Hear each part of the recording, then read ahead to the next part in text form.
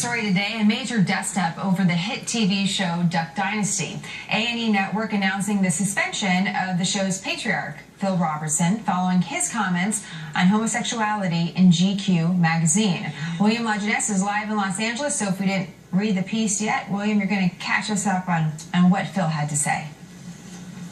Robertson was suspended for calling homosexuality a sin based on his religious beliefs. Now, ironically, others in Hollywood have gotten a free pass after making anti-gay remarks and jokes, but after heavy lobbying by the gay community, Robertson was suspended for saying this, and I'm quoting, "Everything is blurred on what's right and what's wrong. Start with homosexual behavior and just morph out from there. Bestiality, sleeping around with this woman or that woman and those men. Don't be deceived. Neither the adulterers, the idolaters, the male prostitutes, the homosexual offenders, the greedy, the drunkards, the slanderers, the swindlers, they will not inherit the kingdom of God." Now, gay and lesbian groups like GLAAD and the Human Rights Campaign immediately fired back, calling his comments vile and offensive, and demanded that A&E force Robertson to apologize for his religious views, saying, quote, "Surely a brand like A&E does not want to be associated with such racist and homophobic remarks." Now, just for context, Mel Gibson made some anti-gay remarks in the early 90s, but the major studios, including Disney, which partially owns A&E, they continued to hire him. Comedian Tracy Morgan, singers John Mayer, Donna Summer, Eminem, they've all made anti-gay remarks, and they did not get abandoned by Hollywood. So what is A&E doing? Well, A&E says that Robertson will appear in the first few episodes of the new season because they've already been shot, but going forward, he will not be in the series. Now, A&E released a statement saying, quote, "We are extremely disappointed in Phil's comments. His personal views in no way reflect those of A&E, who have always been strong supporters and champions of the lesbian, gay, bisexual, and transgender community." Reaction to A&E's decision to punish Robertson were swift. Sarah Palin said, and I'm quoting, "Free speech is an endangered species. Taking on the Duck Dynasty patriarch for voicing his personal opinion means taking on all of us." Bobby Jindal, the governor of Louisiana, said, and I'm quoting, "Phil Robertson and his family are great citizens of the state of Louisiana. The politically correct crowd is tolerant of all viewpoints except those they disagree with."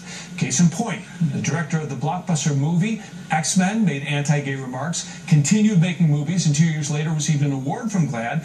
Robertson said in a statement, quote, "My mission today is to go forth and tell people about why I follow Christ and what the Bible teaches, and that part of that teaching, rather, is that men and women are meant to be together."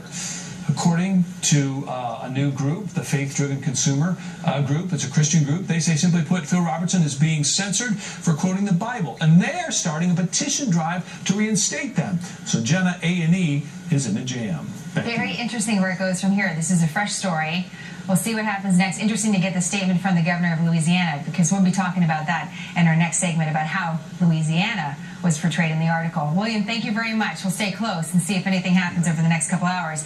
So how does the right to free speech balance with the right of a private media company like A&E? Ellen Ratner, a talk radio news service bureau chief, is joining us. Jim Pinkerton, a contributing editor and writer for the American Conservative magazine, both Fox News contributors and both great friends of us and of each other. So it's nice to have you all on this. It's a very interesting topic. There's a lot of directions to take it. In general, Ellen, what do you think of this? Well, I think actually that Phil needs to apologize and then move on. A lot of people say things that are offensive or upsetting on television or radio, and we all make mistakes, and he just needs to apologize. He offended a whole group of people. In terms of the religious aspect, there are lots of gay churches that follow Christ. Lots of Metropolitan Community Church being one of them. Dignity, a Catholic group. So I think that it doesn't mean that people aren't following Christ just because they happen to be gay or homosexual or have a child that's gay or homosexual. Jim, what do you think about that? An apology and just move on. Is that the end of it? Well, I don't think it will be the end of it. I should say I don't agree with what Robertson said, but I do defend his right to say it. There is such a thing as free speech. I agree with Sarah Palin and Governor Jindal on that.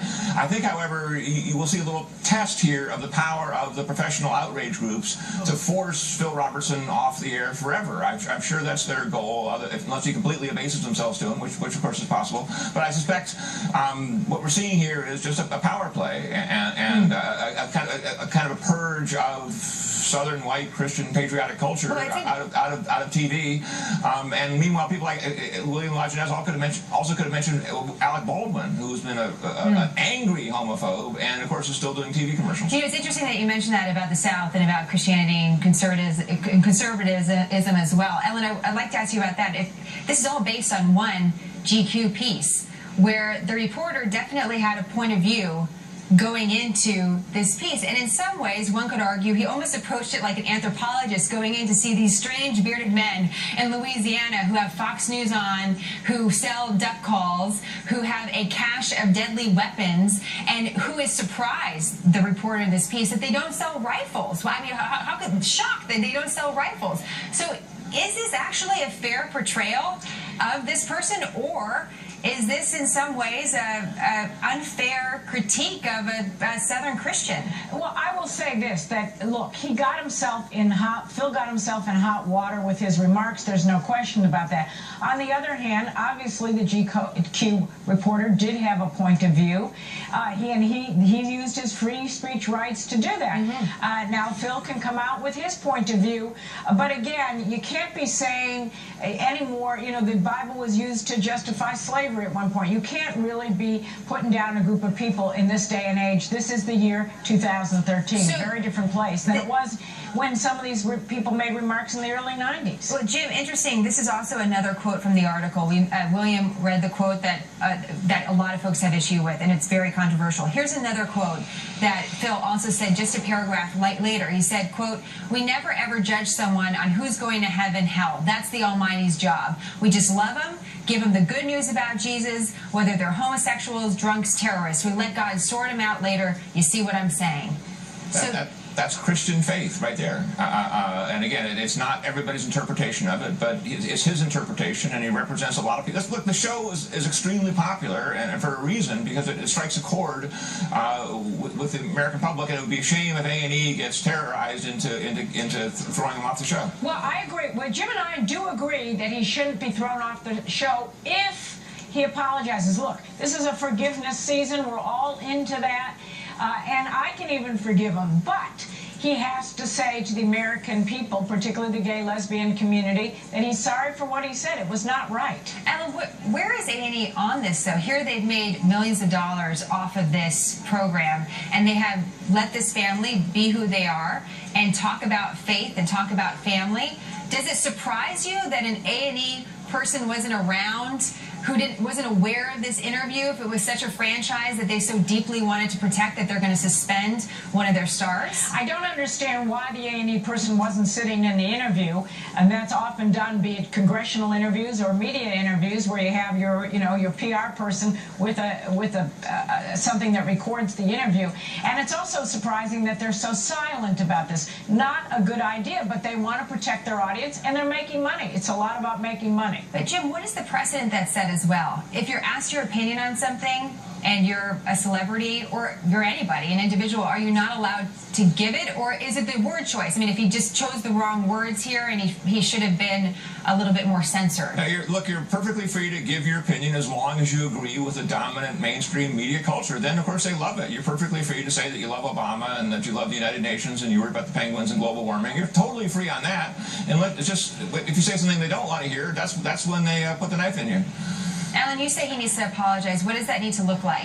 I think it needs to say, look, I'm sorry if I offended anybody. I do have my religious beliefs, but I believe that gay members and lesbian members of our society should have equal rights and the ability to not have people be prejudiced or put them in the same sentence as bestiality. I mean, that's really what was so offensive. Amen to that. If he doesn't, that's the other question. This has been one of the big breakout hits of 2014. What do you think this means for the franchise overall, Jim? Well, I think that's where A&E really does.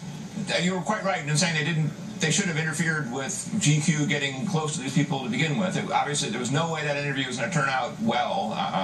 Now, of course, the family is kind of on their own. I mean, they turned down a chance to be on Barbara Walters because they wanted to go duck hunting. So they're clearly operating on their own wavelength down there in West Monroe, Louisiana, as compared to New York City, and that's of course one reason why the show is popular. Look, I think a lot of our viewers, by the way, Jim, were probably like, yeah, right, that was probably a good decision. Exactly. It's in keeping with who they are. I love those ducks. That's what makes them so. Look, the show, we should say, is funny and patriotic and charming and good-natured. And I think A&E will have to show some leadership here and sort of broker this, because I don't think they want to hide. They don't want to antagonize anybody here in Manhattan, but they also don't want to lose their probably more like $1 billion franchise now. Well, I think they're hiding some of their prejudice by trying to kind of look cool with the, red, white, and blue bandana and all that. I'm not sure I agree with you on that show. Interesting. Well, again, it's interesting to note who wrote it, the point of view that they have, what they're bringing to the table, and how that becomes media attention nationwide. It's one article, one comment, and it'll be interesting if Phil Robinson comes out, has anything more to say. Ellen, Jim, it's great to have you. Thanks for the conversation. So big story. We'll be sharing some of our viewer comments throughout the next hour or so. Thank you. A&E needs the Robertsons more than the Robertsons need A&E. That's an interesting point, John. So they take the show. I wouldn't be surprised to see the whole family walk off. Say, forget it. You don't want Phil on? We're dumping it. One wonders what the Sons will do. My prediction. All right, well, you heard it here first, folks. One woman facing